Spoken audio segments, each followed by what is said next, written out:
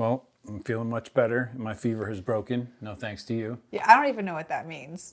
Are I you literally kidding, don't right? even know what that means. Oh my God, you were such a slave driver yesterday. How? I was doing my own thing. Like how? Oh no, you had a whole list of things for me to do. 2. That's a And whole I had a list. fever of 103. 2 things. 2 things. I offered to make soup. Make a podcast and make more podcasts. That was your list. I offered to make soup. I know it bothers you when I'm relaxing, but for crying out loud, when I'm sick, you should give me a break. Babe, did I not offer to make you soup? Yeah, you offered to make me soup only to keep me going. You're That is not true. I'll throw some carrots and celery in some broth. Okay, maybe a little bit. Maybe a little bit. We had a busy day yesterday. You had, look, I'm sorry, there was no downtime. Indeed. Yeah. You survived. You're here. Oh my God, I passed out at 10 p.m. I was dead to the world. All right. What are we talking about today? We are talking about Hudson Valley, New York. Let's do it. Check the mic and make sure it sound right, boys. Hey listeners, ever wonder what it would be like to blow up your comfort zone at the tender age of 50? Well, we did just that. When our last kid went off to college, we hit the road in search of a new hometown. Now we bounce from city to city and bring you along for the ride. This is the Skip Town All-Stars podcast. I'm gonna tell you something new I'm doing. No, I don't want to know. Do I want to know? Yeah, I'm not gonna laugh as hard anymore. Like, even though it's funny, because I feel like it takes away from you when I'm laughing so hard. So even though I don't laugh, don't think it's not funny. You should laugh if it's funny. But then I'm like, ha ha ha, and then So I you hear don't- myself back, and I'm you like, just can't give it sounds to me when I'm funny? stupid. No, I sound stupid. I'm like, ha ha ha, all the time.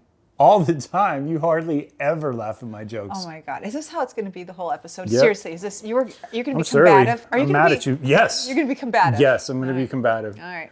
Welcome back, All-Stars, to another edition of Skip Town. I'm freaking dying here with this woman. Anyway, today we're doing I made soup.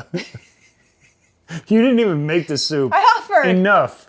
Quit lying to everybody. Jesus is watching.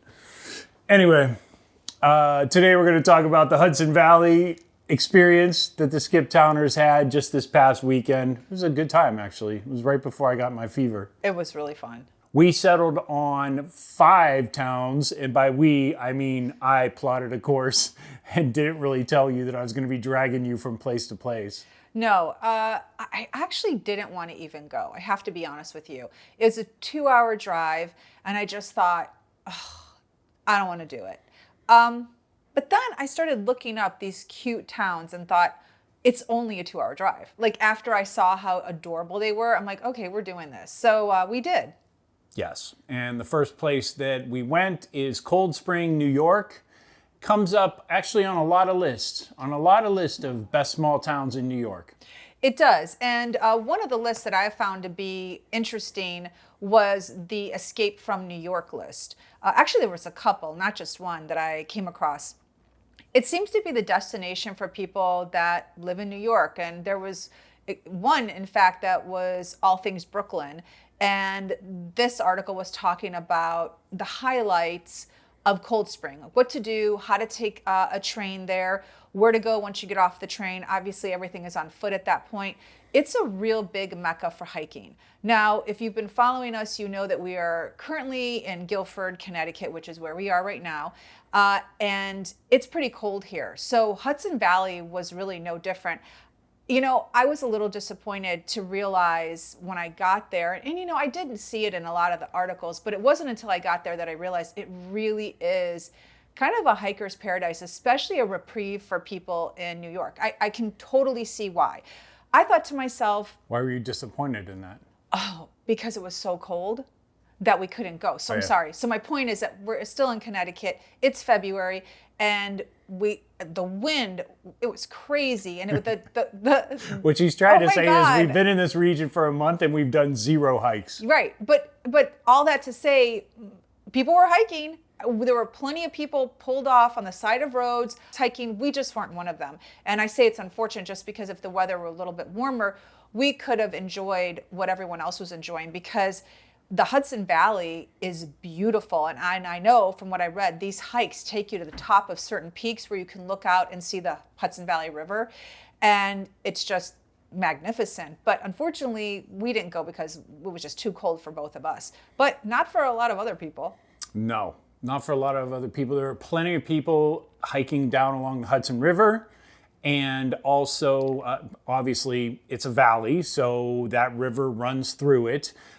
Going up the shoreline on either side, you have mountains, and they're pretty spectacular. The drive-in was great. Isn't the technical term, it's a Hudson Valley? It's like we were in the Hudson Valley on the river. That's the technical term because it is really a valley. Yes. Okay, I think I just said that. I'm making that clear. Okay. Clearer. I'm making that clearer. Okay. So rather than barrel through all the facts and stats on Cold Spring at the end of this episode, I'm actually going to rattle a few off now just to paint the picture of what kind of town it is, if you're okay with that. Yeah, just don't talk a lot. Population as of the 2020 census is 1983.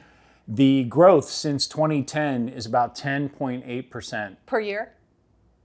Since then, total. 10 years, over 10 years. 1% a year. Okay, that's pretty good. What? You don't sound impressed. I don't know. Racial demographics, white 89%, Asian 4.1%. I'm laughing because I didn't see one person of color while I was there, so that is not surprising. 2 or more races, 3.1%, and black folks make up only 1.7% in Cold Spring, New York. Median household income, pretty sizable actually, $106,000 per year. I believe it, and we'll talk about more of why I believe it. Here's one for you though that maybe you didn't see coming. Median age in Cold Spring, New York is 50 years old. Ooh. Did it strike you as sort of a burgeoning retirement community? Absolutely not. That's very surprising. I mean, that I would say I don't know. I would say I would say that's inaccurate, even though you're reading it and it's on the internet, so it must be true. That's not at all what I would say it was. Home ownership rate is 67%. Only 30% are renters. So I suspect we saw the bulk of the rented places just in the little cottages all over the Main Street area. Maybe, yeah, could be. I didn't see a lot of apartments, did you? No, but you saw smaller units. You did. Yeah, like smaller little cottages, as you called them. Definitely smaller, like river houses type things. And here's a good one for you. The high school graduate or higher in terms of education, high school graduates comprise 98% of the population. That's pretty good in any city in America, believe it or not. So anyone that went past high school? 98%. So only 2% there did not graduate high school, but even more so, bachelor's degree or higher is almost 65%. Ooh, it's a really well-educated city. It is. So with that in mind, that's what you're looking at. We drove into town. It was our first stop on a very cold Saturday morning. And we were immediately met with about, I don't know, how long would you say? About a mile's worth of Main Street? Yeah, we were in Cold Spring, and I would say it was about a mile of a downtown area. And like their typical Main Street. And I gotta be honest with you, that's pretty large because in most main streets that we visited, you'll get average 2 city blocks, maybe 3 city blocks. So to have a mile of a main street, that's pretty significant. The beauty of Cold Spring, and we saw this with several different towns along the Hudson, is that the main street ends at the river. It's pretty phenomenal because you can then walk out of any shop, whether it's a restaurant or they had a barber shop on this main street. They had they had a winter wear, because it's up north, so you're going to see a lot of seasonal stores that are still carrying winter jackets and hats and scarves and whatever. And you walk out of that, and sure enough, there's the Hudson, and that's a beautiful, beautiful view. So to have your main street end at the Hudson, that's pretty great. Yeah, and right at the end of that main street, down near the river, it was pretty spectacular actually. If you're riding the MTV, like anybody from New York who comes up this way, up the Hudson River, knows this already, but I was pretty surprised to find that the MTA train, which takes, I think, somewhere in between the range of an hour and a half to 2 hours to get into the city, you can catch it right there at the end of Main Street. Yeah, I saw that. There's a depot there. But not only that, the tracks will literally run on the embankment of the river. Like you're floating above water for portions of it. I thought that was pretty cool. I never realized that. While we were there, we actually saw the Amtrak coming into the area, and so it was beautiful. We saw it wrap around the valley. It was just like we saw, here comes the train, and it was really, really quite nice. It was a beautiful view visually, seeing the train entering that town. And funny enough, they really take advantage of people that come from New York in a good way. When I say they take advantage of it, I mean like one of their best restaurants is in the depot. It's literally listed as one of their best restaurants. So how nice to be on the train, get off and have a really great meal, and then just start, whether it's your hike or your shopping or just enjoying the surroundings of Cold Spring. Like it's really great. They thought of visitors. And in typical Skip Town fashion, the first thing we did was eat. I know. So we had not had breakfast. We got up, we drove 2 hours. We were starving by the time we got there. We immediately drove down to the river's edge, and there's a pavilion there, some historical markers, etc. But the biggest vista you can see there is the Hudson River, standing right on there. It's beautiful. It is, and it went in either direction. You could see the mountain embankment, the mountainside on the other side of the river. For us, we took it in for all of 12 seconds, and it was really cold. The wind was... There was like a windstorm. There was a legit windstorm. It was crazy. I'm like, let's take a selfie, and my phone almost get ripped out of my hand with the wind. I'm like, oh no, we're going in. What's the closest restaurant? Oh, there it is. Yeah, and it was called what? Hudson House River Inn. River Inn. Yeah. It's also a hotel? It is. It is. People stay there. Okay. And can you imagine the view? I mean, if you get the room that faces the water, not the one that faces the alley. Yeah. Yeah. The one that faces the alley. Not so much. No. But yeah. That's where people throw up. Okay, stop. So it's so cold. Do you think when they throw up it freezes? Like, do you think it freezes? Like, wouldn't it be crazy if they threw up? It doesn't freeze out of your mouth. It does not, because it's 98.6 degrees. But like when it hits the cement, it's gonna freeze, and then someone's gonna slip and fall. It is gonna freeze. Frozen vomit. It's gonna freeze in time. Yes. Oh, it's disgusting. We spent a lot of time on that. Are you ready to move on? Okay, so Hudson House River Inn. We had lunch there, and it was good. Someone ordered Bellini. Yeah, it was good. It was good. It was a perfect like Hudson Valley drink. I don't know why, but I was like a Bellini, and I'm looking at the water. I have no idea where that came from, but I was like, okay. My first impression was I was one of probably 4 men in the entire place. There was a baby shower going on the entire wing on the other side.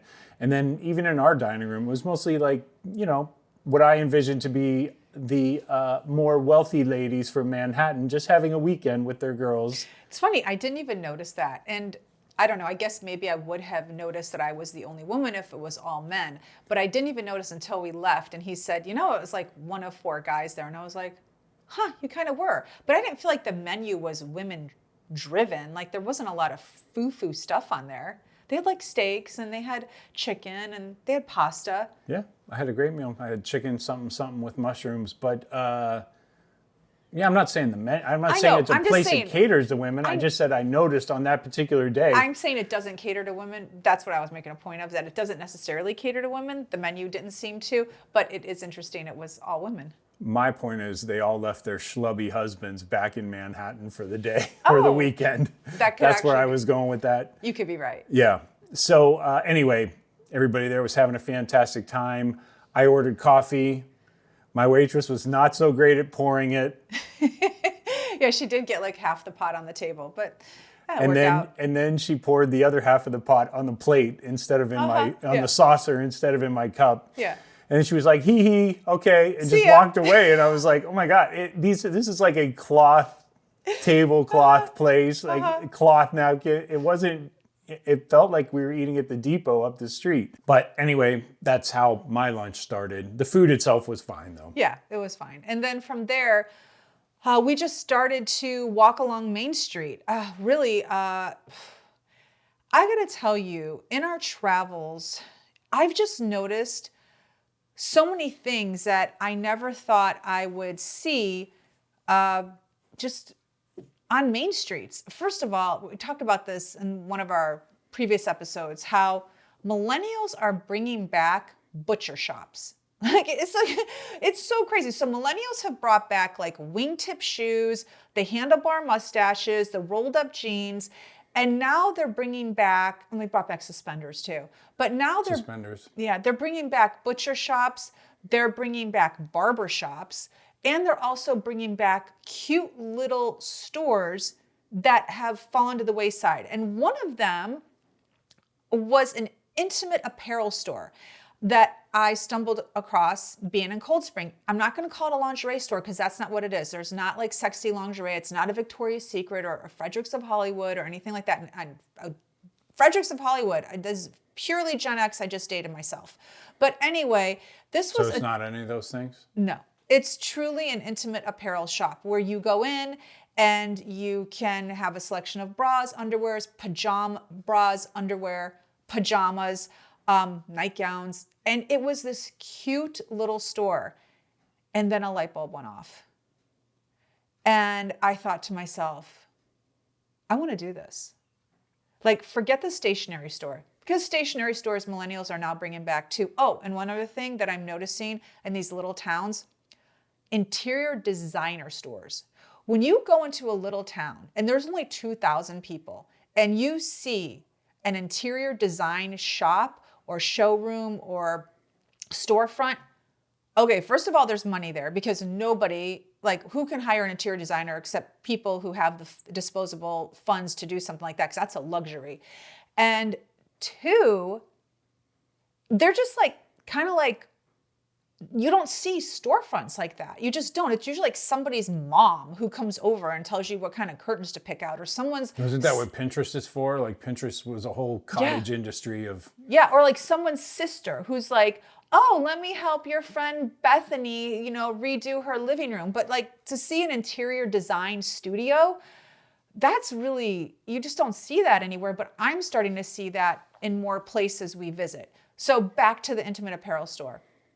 This is your light bulb moment? Oh, it was brilliant. You've seen your future? It was brilliant. Because as a woman, first of all, you go in and they'll fit you for a bra, which you can't get fitted. Like, try going into Macy's. Like, you can't even find a worker to help you get an open fitting room. But like, Nordstrom is the only place I know of where you will get fitted for a bra. And those girls sometimes are like 22 years old and they don't even know what they're doing. So you walk into this particular store, by the way, it's called Love Letter. And this girl was amazing. She fits you for a bra, and then you have your choice of like what you want to purchase. So if you're there for a black bra, I mean, it's right there. She has different sizes, different choices, different designs. It's not a huge selection like a Victoria's Secret. It's a boutique, it's small, but you're getting personal attention, and you don't have to go to a department store. You don't have to go to Target. If you're living in that neighborhood, you can just go there. And yes, of course, you're not going to get a $15 bra there like you would at Target, but you're going to get a good quality product and a really specialized level of service. And that is what I'm finding at more small towns and even bigger towns. Greenville, for instance, South Carolina, just the level of service in these specialized stores. And that's what they are. I mean, the whole butcher shop, barber shop, interior design, stationery, intimate apparel. I love that millennials are bringing this back, because when I've walked into any of those stores, it's millennials are the owners.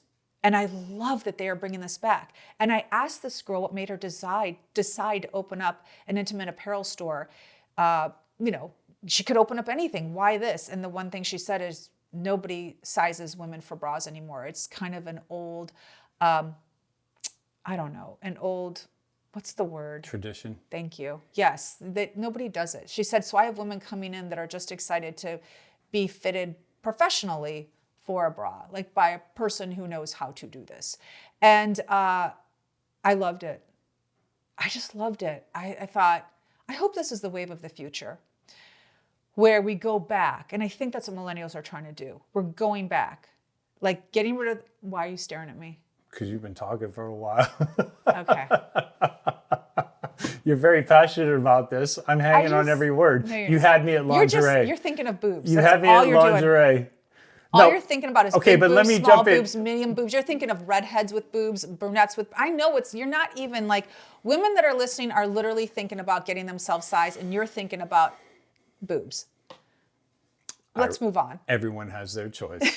Go. But do you think, okay, so thinking about this, I mean, really, when you're talking about some of this millennial culture, right? The millennials who have brought this kind of thing back, I just wonder if it ever dawns on anybody that a lot of this is sort of prohibition era type behavior, yes, right? It very much is. It's prohibition type haircuts, Yes, beards. yes. I'm talking just about the gentleman right now, and you're talking about pioneer lingerie or what have you. And so, Did I say pioneer? I don't know. You said it was millennials, so I just imagined, Oh my God. like little fluffy schnooky things or whatever. I don't even know what the word is, but it doesn't matter because I wasn't in the shop with you. I don't like not denigrating anything, but has it dawned on anybody that it's been 100 years, almost exactly, since the Prohibition era, and maybe millennials are just the ghosts of Prohibition people coming back? I think you're onto something. 100%. I think so too. I've always thought that. But it is really funny if you think about, which means, in another 10 years, we're going to have a crazy financial meltdown, which is horrible. And then another 10, 15 years after that, we're going to have a colossal world war to get us out of that depression. That is true. So kind of scary how history repeats itself. I don't want that history to repeat itself. No. But anyway, I do think there's some sort of underlying current with the generation just younger than us. I wonder. That's so creepy. That's so creepy because it fits the mold of everything we've seen. I used to always say when I lived in LA, like Silver Lake was our hipsters, and they were like that. But I would just chalk it up to like Silver Lake. I'm like, oh, it's so Silver Lake. That's what I would say. It's so Silver Lake. Mm-hmm. Silver Lake's everywhere. Every town has a Silver Lake, and it's just not a section anymore. It's a really large part of a community. So do you think then the whole idea of like, what's that thing when like, reincarnation. Do you think then this is like 100 years of people reincarnated? I think there's something to the fact that like this. It's not just history repeating itself. The spirit of our nation is being repleted. Is that the word? Regenerated. Replenished by the ghosts of Americans who have died before us. And, a lot of them have died off or are dying off or have died off by the time the millennials were being born. Just think about it.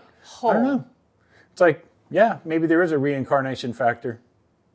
Something to think about. I'm in. I totally am with you. I am in. That's brilliant, actually. So, okay.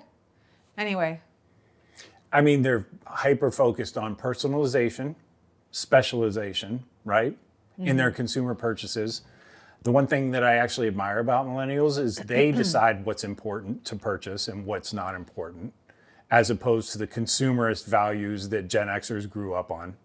Oh my God. We will literally, our arms are so big and we're just like pulling it all in. And millennials are like, no. Millennials are like, I said to you the other day, the boomer mentality dies with our generation when we die. And I do fully believe that. Like when Gen X dies, that boomer mentality is gone because so many Gen Xers are still holding on to that. About like half the of us, woman's place is in the kitchen. She shouldn't work. Buy. Like consumer, like all the toys you have shows your wealth. So if you have, jet skis and a boat and, a truck and a motorcycle, like that's all boomer mentality. And it's like Gen X boomer is so ingrained in our fabric that when we die, that's it. And thank God, because those are terrible characteristics that we carry with us. It is one of the least appreciable factors when it comes to talking about Gen Xers. Mm-hmm. The good news is Gen Z hates everything. Oh, they do. Mm-hmm. So they'll probably hate the millennials. I'm sure they do. They're their parents. So that is. Are the millennials? No, Oh, are they're the Gen not. Zs our kids? No, Gen Z is our kids. What's the next one? Gen Alpha? Alpha. Yeah, so Alpha are the millennials' offspring. Okay. So, yeah, The Alphas are the ones that are going to turn AI loose on all of us. agreed. Yeah. I look forward to that. I'm really tired, actually, most days. So I'm exhausted. I can't wait for the apocalypse. All right. Well, until then, we have a show. We have a show. So anything else about Cold Spring before we move on? Up north, Yeah, the Hudson I River? really liked it. I like cold, and I thought to myself, we spent so much time there, and when he said it, well, we should really continue on. There's a few other cities I'd like to explore. I thought I really don't want to leave here. I was just getting started, but then we got in the car, and thank goodness we left, because then we got to our next town, which was Beacon. Yeah. And that was insane. That was 2.5, maybe 3 miles of a downtown area. And God knows that if we weren't running behind and we landed in Beacon, like if we had time to really explore Beacon, we never would have left Beacon. It was incredible. And I didn't see any old people in Cold Spring or in Beacon. So where this number in Cold Spring of 55 or 59, it blew me away when you said it just a few minutes ago, because I'm like, it was all millennials I saw. Oh, yeah, for sure. I feel like the shop owners, though, in Cold Spring, like the actual proprietors and business owners, other than your lingerie woman, tended to skew a little older. Oh, yeah, I agree. And the rent there wasn't cheap. No. Because I saw a couple of for rent signs, and one of them was a 1-bedroom, 1-bath, for $1,800. Wow. I'm like, okay, what's happening here? And then, we went into, we both went to our own separate stores. But in Cold Spring, I went into a store, and the whole premise of the store was, we design here the clothes. They're made in New York in the garment district, so everything is local. And then, we bring them back, and they're here for you to purchase. The concept was great. I love the girl who explained the whole concept, New York made, designed in Cold Spring. One dress was $600, and it was a summer dress. And I was like, okay, this is a great concept, but I cannot afford it. So still Manhattan prices up in Cold Spring. Yes, 100%. Well, now that you brought it up, actually rewinding for a second, the median monthly rent in Cold Spring is actually around $1,500. I don't know exactly what that's for. I assume that's a 1-bedroom apartment. But because those are normally the standards, that actually seems a little high for the small town. I thought so. When I saw the for rents, because I saw more than one for rent sign, I thought, wow, this is really pricey. What do people do here for a living? Median home value is about $480,000, so $480,000. That's a lot for a median home price. Yeah. There's no big city nearby. I mean, New York is still, to even drive there, even though it's in, I think New York. Wasn't New York an hour? I think by train it's 2 hours. But by car it's an hour. But then that's just if there's no traffic. So my guess is it must be a lot of remote workers. Probably. Medical, hospital. Yeah, doctors. I think there was some sort of one of their institutions there. There's either some sort of education or something like that. Was I don't know if there's a college nearby or what have you. Oh. We didn't go to school there. So. But in bridging ourselves over to Beacon, New York, with their 2.5 mile long Main Street, bar after restaurant after store after shop after anything you could even want. They even had gas stations in the middle of it. Yeah, it was so long, you had to fuel up if you were gonna just drive up and down the strip. The median age there, so remember, the median age in Cold Spring is about 50 years old. In Beacon, Was it New 50? York, I'm sorry, because I thought you said Yeah. 57. So I said No. 57. Oh, 50. Okay. Nobody said 57. Okay, You didn't even say 57. I did say 57. You're saying it now. No, I said it before. I think 57 or 59. You didn't. Okay. Nobody said that. Okay. Whatever. Go It ahead. was 50. Median age in Beacon, 36 years old. Okay, how far away are these two towns? They're about, I don't know, how far away are they? 10 minutes. 15 miles at the 10 most? minutes. Yeah. It took us 10 minutes, Yeah. and there's a huge jump. So now we know where all the kids are popping off. You want to talk about remote workers? I bet there are a ton of remote workers in Beacon. A lot of baby strollers. Lots of baby strollers. Yeah. A lot of fun things to do there. The median home value there is $271,000. So, your average Whoa, wait. Gen Z, yeah, it's a $200,000 drop. over the median home average in And they don't Cold look Spring. aesthetically that different. They don't at all. No, they don't. I just imagine. Wow, I wonder why. Population, though, is a little different. About 16,000 people there, something like that. In Cold Spring, I mean, there's only 2,000 people. So way more people in Beacon. All right. Which, and Beacon actually is one of those towns that had a little bounce back after the Rust Belt started to decay across America. I think they're one of the towns that has sort of made the turn, for better or worse. Okay. Well, for better, obviously. Oh, for sure. yeah. Yeah. So that's it. So let me give you a couple more stats just so you know what we're talking about. I already talked about that. A little more racially diverse. White, 62%. African American went from 2% in Cold Springs, to 15%. Asian, 2%. Other mixed race is 20% in Beacon. So a lot more diversity there. Median household income is about $65,000. So Cold Spring was 105, Beacon 65. It's just That a makes younger sense. crowd. But it makes they're sense 'cause- earlier in their career. They're not making the same money. But the houses are dropped 200,000, so all of Exactly. this makes sense. It's all Yeah. relative for what you're making. Okay.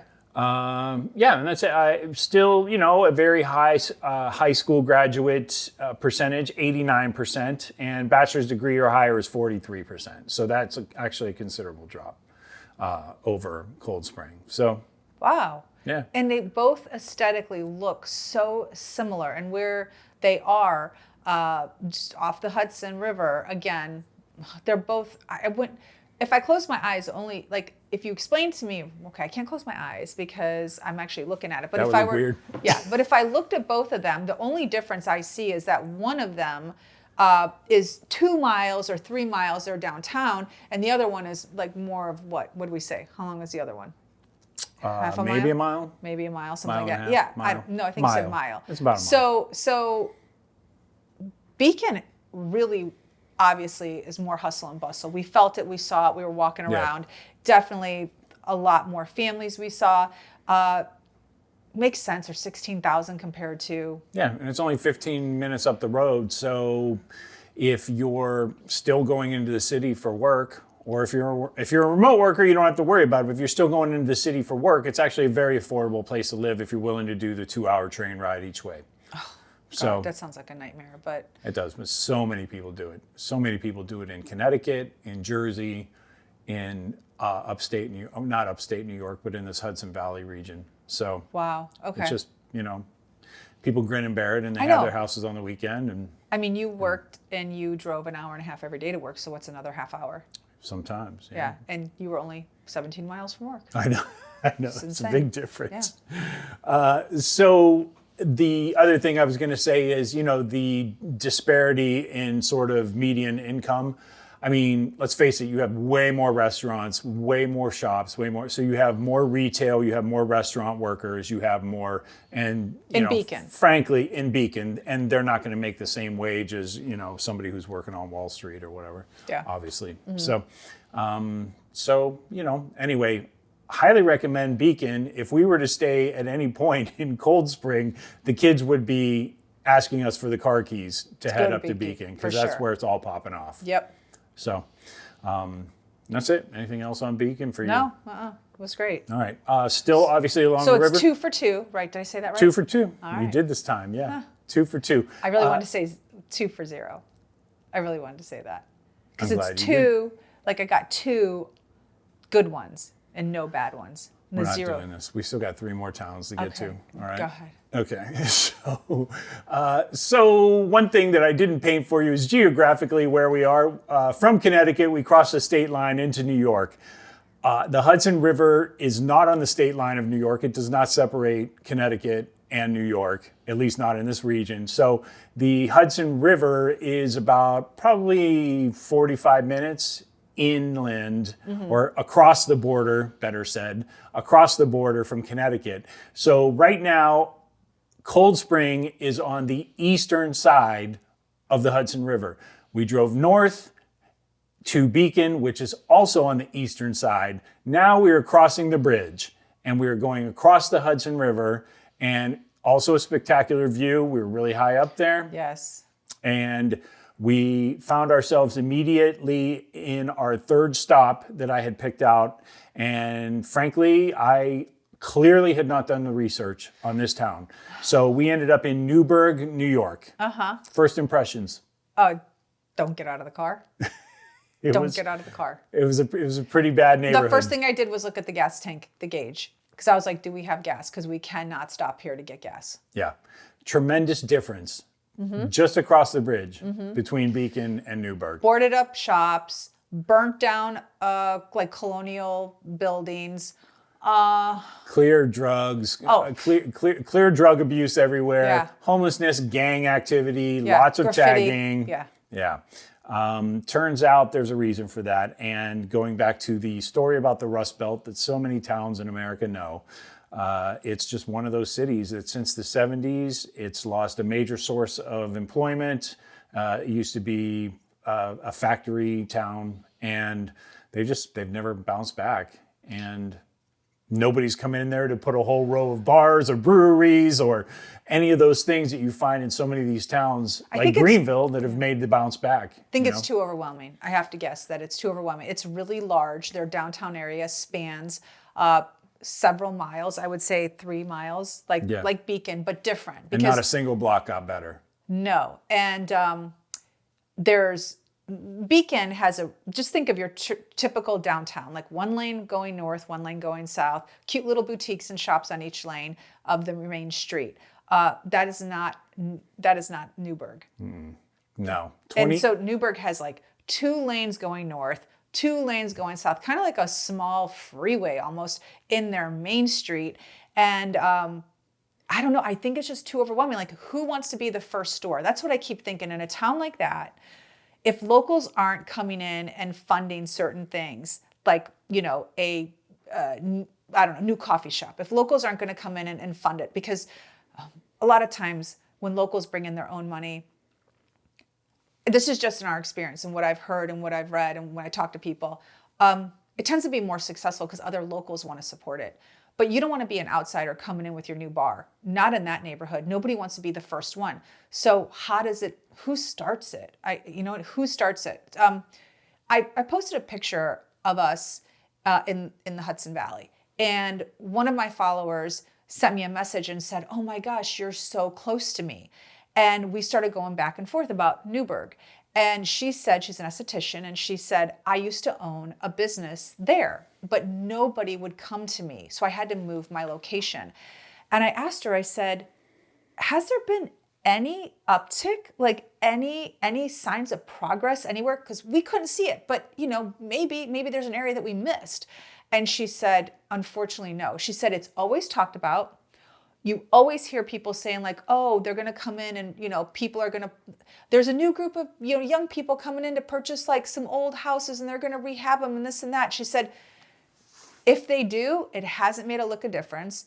If they do, then they sold them. She said, there's nothing that shows any sign of any kind of revitalization. There's no young people that she sees. She lives like 10 minutes away. She's like, I'm always in Newburgh, driving through or whatever. Mm-hmm. Nothing, which is unbelievable because Beacon is right there. How do you go from Beacon to Newburgh? How do you even do that? Well, it's pretty surprising, at least along the riverfront, that it hasn't sort of spilled over. Yes. Because now I will say there is one thing that should have stuck out to you, that I know stuck out to you because you mentioned it on the drive over there. We got over the bridge and immediately we were not in the city. Immediately we were passing a golf course and a country club. Yeah, it is true. And massive houses. Yeah. So and then 2 miles down the road, forget it.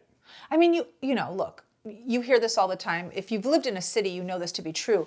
One block can make a difference between a good neighborhood and a not so good neighborhood. If you live in a rural area, you don't really understand that as much. So this is just no different. Within 2 miles, we're at a golf course, multi-million-dollar homes, and then we're smack dab in front of boarded up buildings. It was pretty sad, actually. It was really sad. It was like, and then I thought to myself, okay, so if you live by the golf course and you're living in these multi-million-dollar homes, are you just always going to Beacon, even though Newburgh is right there? You must be. It makes me wonder so at this point we're on the west side of the river and we were heading south. It makes me wonder what is to the north of Newburgh that would keep people, I guarantee, yeah, sure, you have this amazing house and everything, but you can't take your family out on a Sunday afternoon for dinner, And it always surprises me where the line where crime stops.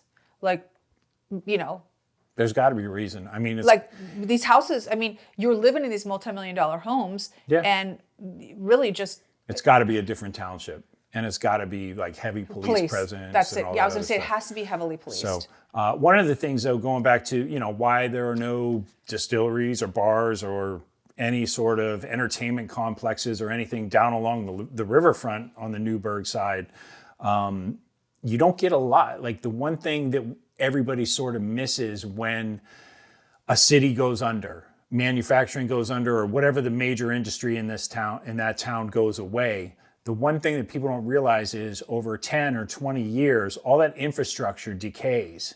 And now, as a business owner considering a particular place, you have to replace all that yourself, basically, or you have to, accept the fact that the city's never going to have the cleanest water or the fastest fiber or any of those things that you may require. So you do have to be careful when you're about to throw up a 10,000 square foot warehouse of something. We saw that, if you remember, in New Mexico. Remember in Santa Fe when there's a whole area of Santa Fe that was being revitalized, and we walked over there, and there was a movie theater and there was an art center, but there were a lot of buildings that were boarded up. And do you remember, I remember going up to this one building and just kind of like peeking in the window, and it was beautiful. And you said, wow, do you know how much money it's going to cost just for them to bring the structure? We're not even talking about, if it's a restaurant, bringing in all the things that make a restaurant, tables, chairs, food, blah, blah, blah. Just the structure alone of this building. The building was magnificent. And that's true. Like, you need to come in with millions with an S to redo a building. So you're right. When you're in Newburgh and you're at the water and you're looking at all these decayed buildings, you're thinking, how is this happening? Why did, you're giving us the why, but how are these buildings still here? Well, who's going to come in with that kind of money? And who's going to do it in that kind of town? It has to be a group of people. It has to be. It has to be a group of people that want to do it. Or it has to be, the government decides, we're going to put an Air Force base here, Or government incentives. Yeah. Like, we'll give you money. We saw that in Hartford, where the city of Hartford is giving people money to open up a business along a certain strip because they want that area to come back to life. So the city has to be willing to put money back into that. Comes down to leadership, for sure. Leadership and money. And right now, it seems to us that Newburgh doesn't have a lot of either. Just our perception. So we were only there for a short amount of time, obviously. From there, we headed down to Cornwall on Hudson. Sounded like a cool name. It actually also came up on a couple lists for cute little small towns in New York. And it was. But it was a very small little downtown. It was 2 blocks. It was our typical 2-block downtown. But unfortunately, it wasn't like the most, look, sometimes we go into a town that has 2 blocks, but it's jam-packed with really cute places, like one after the other. Yeah. Cornwall wasn't that. Well, so they actually wrapped their arms around it, I would later find out. And that is because their Main Street area, they renamed it the Short Line of the World. At a little over 100 feet long between intersections, it's likely one of the shortest main streets in America. I said it was 2 blocks, but it's less than that, because 100 feet. It's less than that. 100 feet. Well, I think I was probably including the post office Maybe. that was down the street. I think I was including that. I think I was probably including, I think there was also a city hall that I was including as well. So, yeah. It does have a bit of history, though. Turns out James Fenimore Cooper have you heard of this gentleman? Absolutely not. You look at me like you haven't? Tell me, who is he? How what should did I know they teach you in high school? Oh, you knew who James Cooper was? James Fenimore Cooper. Oh, you knew who he was? I knew the name, but I couldn't remember what he wrote until I looked it up. He wrote Last of the Mohicans. Oh, okay. And he was from Cornwall. He was from Cornwall, yeah. And then I guess they also have a Storm King Art Center that features work by prominent artists like Alexander Calder. I don't know who that is, to be honest. Joan Miro, I do know who that is, and Louis Bourgeois. Oh, in this little Chance to town. practice my French. Yeah, they actually have a pretty killer little art center. Yeah. That's crazy because that reminds me of Laurel, Mississippi, and the Rodin that's in their art yeah. museum. It's Yeah. like in the middle of nowhere is a Rodin. Where you would least expect it. Yeah. Yeah. And so they have this. Yeah. They have an art center in Cornwall. They do. That is impressive. The Storm King Art Center, yeah. That has impressive artists there. That's very impressive. They do.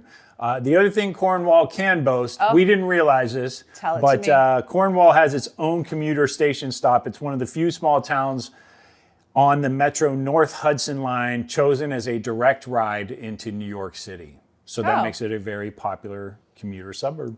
Okay. How about that? That's a fun fact. So we missed the parking lot for that somewhere. we blew by it.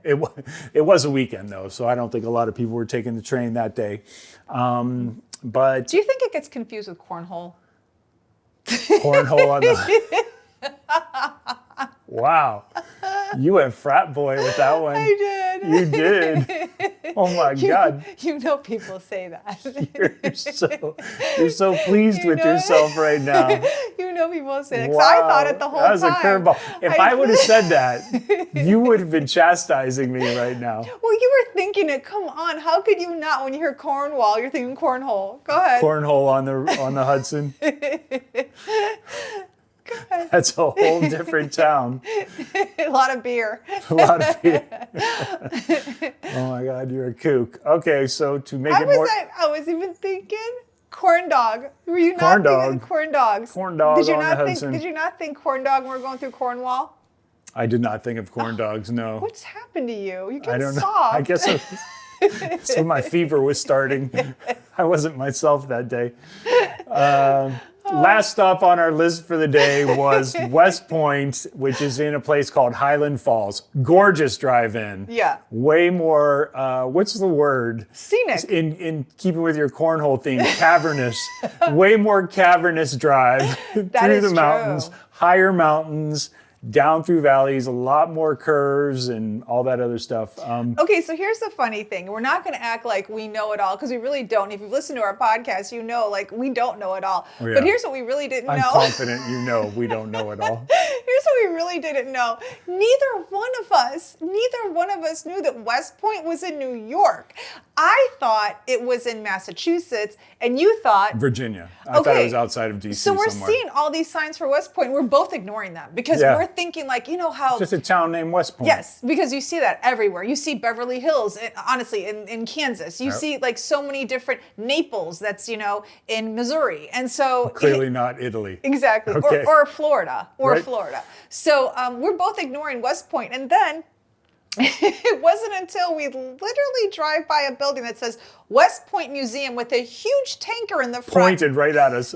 Not a tanker, Was it a tanker? a tank. What? A tanker is something that carries oil down the Oh, freeway. a tank. Okay, yeah, Oh it was my a tank. God. Yeah, a big tank. And so it's in the front, right in front of the museum. And he looks at me and he says, "Do you think it's really West Point, West Point?"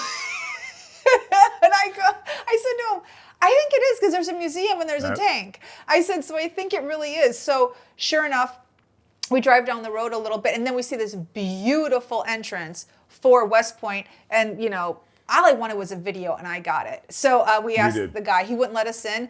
He wouldn't let us in without a guest pass. He told us where to go to get the guest pass. We weren't going to The do that. minute they said background check, Denise was out. I was she out. said, no way. Nobody needs to know anything about me. So I was like, nope. And so, but we did pull in, which is what I wanted, to make a U-turn out. A beautiful, obviously, a beautiful campus. I have a couple facts about West Point. Do you want to talk about West Point? I only have two things. Okay, go It's ahead. at the end of a great little strip of downtown in Highland Falls, Yes. New York. And 1,300 cadets go to West Point each year with an average of about 5,000 cadets making up for total enrollment in any given year. And the town obviously really embraces the academy because you see it everywhere. Go Army, everywhere. Yeah. I did not realize, I didn't know what West Point was. All I knew was that as a military academy. I didn't know much about what that even meant. I didn't know if you get a college degree or if it's like a high-level boot camp for specialized skills that you're learning, kind of like a Navy SEAL school. That's what I thought. I thought West Point was like a Navy SEAL school. I'm just letting you go. Go on. I had no idea. I'm just letting you go. And so I learned. Dig that hole, girl. I learned that it's really a college, that if you want to become an officer or... Technically, it's an academy. Okay. But you get a 4-year Bachelor's of Science degree that I learned. And you serve after that. So basically, if you're going to West Point, you want a career in the military, which I didn't know. I knew that you were going in the military, you were part of the military, but I didn't realize it was career-driven field. You were seeking to be either a high-ranking officer, a career service member. Yeah. Or eventually you go to West Point and you want to get into the FBI or the CIA or any one of the, I mean, it's... Yeah, did you know they're going to roll out the red carpet for you if they see that you're a graduate of West Point on your resume. Did you know you have to get a recommendation and it can only come from a senator or a president to go to West Point?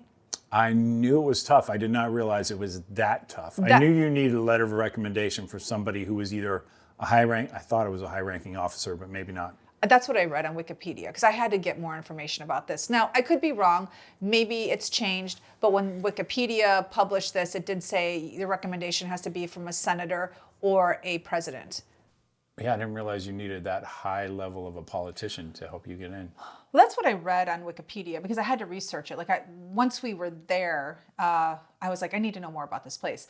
So at the time that Wikipedia published that, that's what was on Wikipedia, was that it was a senator or a president. But I think now it could just be a high-ranking officer, because didn't one of our girls go to school with someone that went to West Point, that was going to West Point from high school? She was a soccer player. She was a soccer player. However, I think she was going to Colorado, and I think she was going to the Air Force Academy. Oh, you could be right. Okay, and I know that came from a high-ranking officer, her recommendation. Okay, different. But anyway, I read senator or president. But I also read some really cool facts about West Point. Do you want to hear them? Sure. Okay. Let's do it. All right, so here's what I read. I was like really surprised. Okay. It was the first American college to have an accredited civil engineering program, and the first college to have class rings. Oh, no way. Isn't that crazy? Wow. And its technical curriculum became a model for engineering schools. The academy also fields 15 men and 9 women's NCAA sports teams. Yes. That's crazy. So they really do promote athletics while learning everything you need to learn about, a missile. So, okay. A missile. I don't know if a it's drone. a missile. Yeah. I think it's war tactics and strategy. Missiles are war tactics. Okay. Okay. Okay. Wow, you're really glossing over stuff. Now go on. Among the country's public institutions, the Academy, here's a fact I bet you did not know, is among one of the top producers of Marshall and Rhodes Scholars. Oh, no way. Yes. Did not know that. So the difference, I guess, between a Marshall and Rhodes Scholar is a Rhodes Scholar, you only go to Oxford, but as a Marshall Scholar, you can go to a few different British universities. You aren't just relegated to Oxford. So that's the difference. Okay. I had to look that up. Its alumni are collectively... You had to look that up because you're not a Rhodes Scholar? I actually am. No, Nor am I. I didn't know that. yeah. No And I never even heard of... No judgment. I never heard of Marshall Scholars. Have you? No, I don't think so I don't have. act like you have, because you haven't. Oh, you're getting so defensive just making a joke, Trixie. Its alumni are collectively referred to as the Long Gray Line, which include Presidents Dwight D. Eisenhower and Ulysses S. Grant, several others, and American poet Edgar Allan Poe. Wow. Did not know that at all. He went to West Point. Okay. Also, one other thing is where it sits. So this is of importance. It's what it says here is that based on the significance both of the Revolutionary War fort ruins that's there and the military academy itself, the majority of that area is declared a National Historic Landmark. And that I did not know. So I did read that it was initially a fort because of how high it sits and how, tactical wise. Did they call it the Citadel back then or no? I didn't read that part. Okay. So I'm not sure. But Y'all Google that. okay. But anyway, so that whole area, because of the land that it sat on during the Revolutionary War, and because of the academy itself, now it's all historical landmark, which is, I think, great. Yeah. Like if you're living in that town, you're living near a historical landmark that takes up a lot of the town, and there's no crime. I mean, there's zero crime there, right? Like there's got to be zero crime. Like there's no crime. I bet I bet it's no joke if you try and You could attempt a probably crime. leave your purse in the car overnight, and it'll be there in the morning. I'm sure you probably could. I don't You know. could probably leave You should your try it. liquor store unlocked at night, and I bet you. I don't know. Cadets on the loose looking for a No. good time. No. I know they don't want to get in trouble. Then. Heck no. Well, the good news is if you're willing to submit to a background check, you can actually go and you can get a visitor pass to go and visit West Point. Walk the grounds. Yep. Yeah. Highly recommend. Not that we've done it Maybe next time. because we're dealing with an ex-con here. Nobody needs to know everything about me. Nobody needs to know everything about you. All Yeah, right. just listen to the podcast. You know all you need to know. I know. I know. Just out here spewing our business every single week. Yeah. I don't need a background check. All right, so Nobody that's needs that information. Yeah, so that sums up our little Hudson journey. In the end, you were glad we went. Oh, absolutely. Could you live there? I could live in Cold Spring. I could live in Beacon. Yeah, the west side of the river. I think I'm a little past the curve and past the weight limit for West Point, so I probably won't be able to live there. I could totally live in West Point. I leave my purse in the car sometimes by accident. I do lock my door in my house all the time. I mean, I haven't left my purse in the car in a really, really long time. I shouldn't say that. I actually take that back. I'm totally taking that back. I could live in West Point though, because it's really super safe. So I never have to fear of my car getting broken into, me getting robbed on the street, a bank getting robbed and, held at gunpoint at any point. I could do that. I could live there. Okay. I could do Beacon, I could do Cold Spring, but I can't do it during the cold months. I think I'd want to do it from like April to September. April to September. Because I know it gets cold in October. It's really high up. Yeah, I imagine it probably gets a little chilly there. The air coming right off the water. The houses are really cute. The only issue with both of those towns and West Point too is that there's no property. So again, we're realizing that we'd have to give up something. And if we decide to do Cold Spring or Beacon or even West Point, we'd have to give up land. I'm not willing. You're still not invited to West Point. Yeah.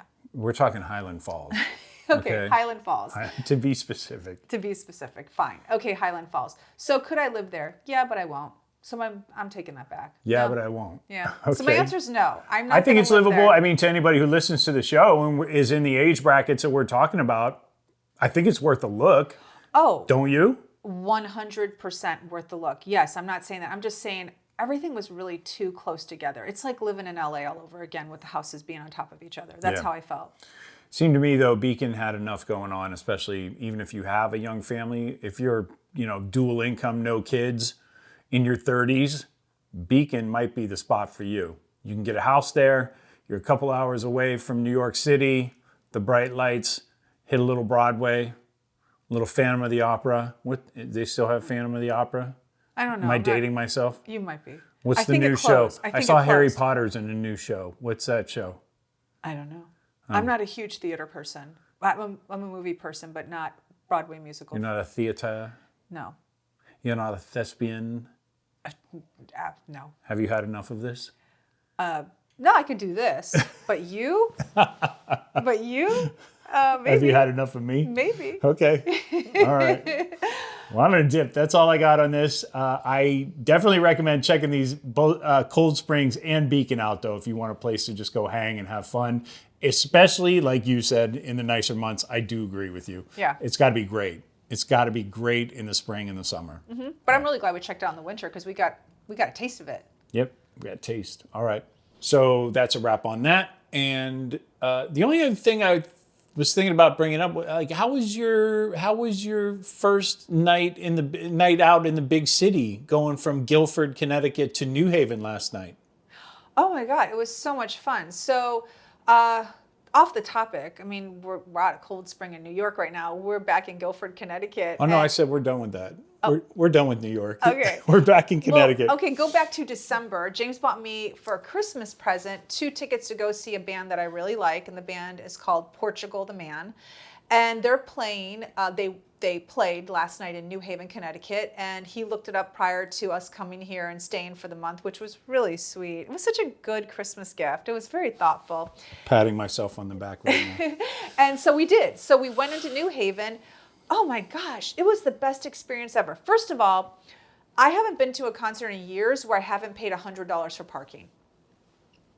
How much did we pay for parking? LA is brutal. How LA much? is brutal. To park at the Forum, it's like $75 and you have to wait an hour and 15 minutes to get out of the parking lot. So I moved to LA because I loved music. That was the whole reason I moved to LA. I worked at a record label. I went to go see concerts all the time. And my love for music became a grind. So I just stopped going to concerts because you have to have $100 for parking. The walk is generally far. If you go to a small club, then you're waiting in line, even though you have a ticket for an hour and a half. I mean, it's a grind in LA. Nothing is easy, and going to see good music is no different. We went to New Haven last night. We pulled up to the venue, parked around the corner, paid $4 in the meter, walked right in. There was no line, sat down, watched a band. It was the most glorious It was pretty incredible. It experience. was 25 minutes from the door to our seats in the venue.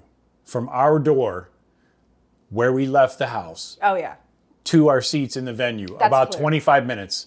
And it was driving to New Haven, 8:30 at night, right? Something like that. No traffic, obviously. Mm-hmm. Obviously missed rush hour. There was no line for the bathroom. I mean, like, we've been so There was no line at the conditioned. bar. We didn't consume anything. We didn't drink, but I noticed that. Like, I mean, okay, so if we had seen Portugal the Man in LA, they probably would have played at the Ford Theater, is my guess. yep. Parking there, I think, is $30.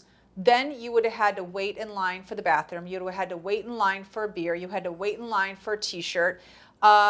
Then you would have just, if you had a seat, lucky. If not, general admission, you'd be all the way in the back, can't see anything. I mean, this was amazing.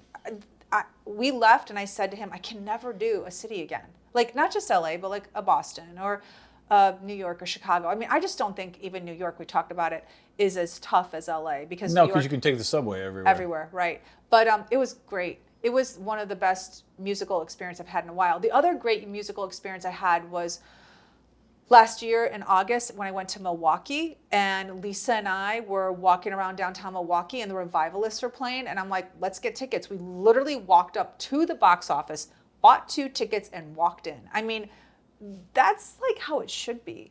And I don't know if it's like that for people elsewhere, and we just had a different experience in Los Angeles, but it was great. And the music, I mean, I like the band, so I really enjoyed it. The only downside was that the sound in that auditorium was horrendous. The only downside was Yeah. the music was great, but the sound sucked. It sucked. So it's like, if you like this band, you better know the lyrics because it kind of all sounded like It was people- muddy. Muddy. It was like was blown muddy. out speakers is what it sounded like. Yeah, Yeah. it was just, we were sitting up in the balcony, so I don't know, maybe it was just bouncing off of that ancient concert hall or whatever in such a way, but We actually thought that we would be, like, our kids were like, oh, have fun.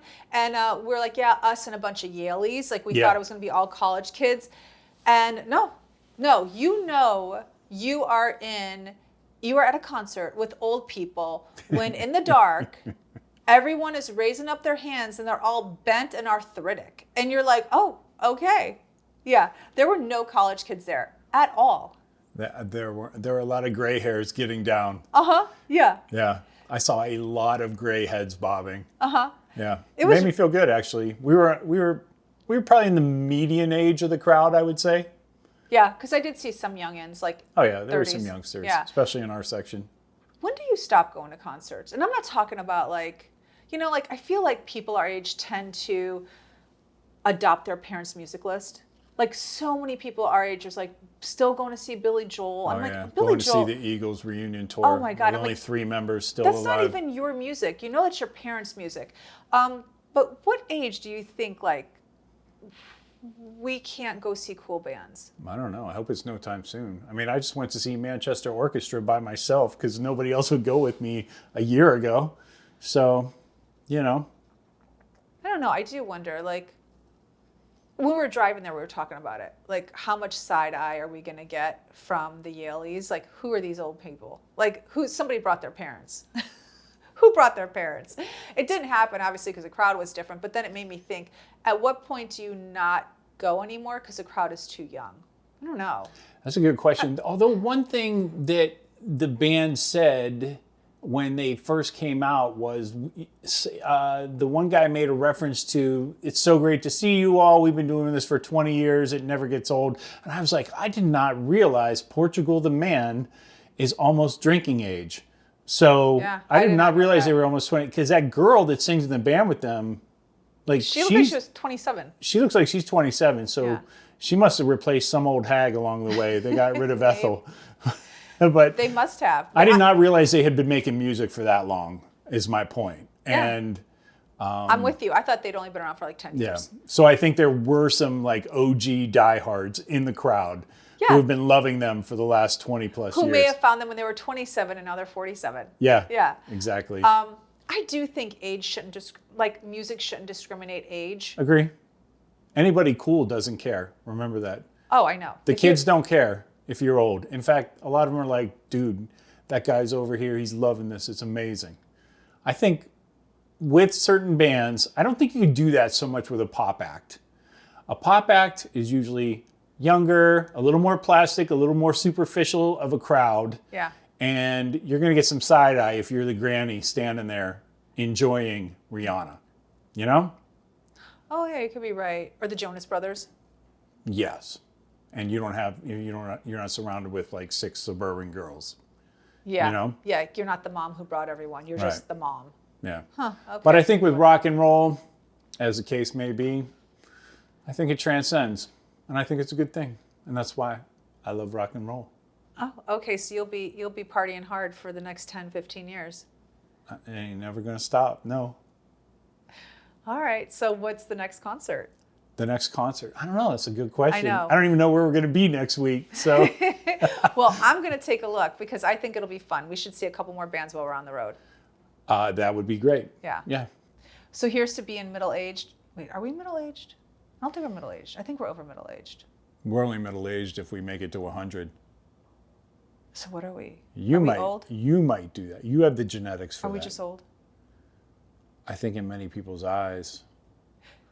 Did you not ever see that text that Snoop Dogg put out where he said, "I'm sorry to all the people I called old when I was 20 and you were 40"? Oh no! But you know what's funny? I never saw that. It's but true. I did see this thing on TikTok. Oh, God. Go ahead. Marion Ross, who played Mrs. Cunningham on Happy Days.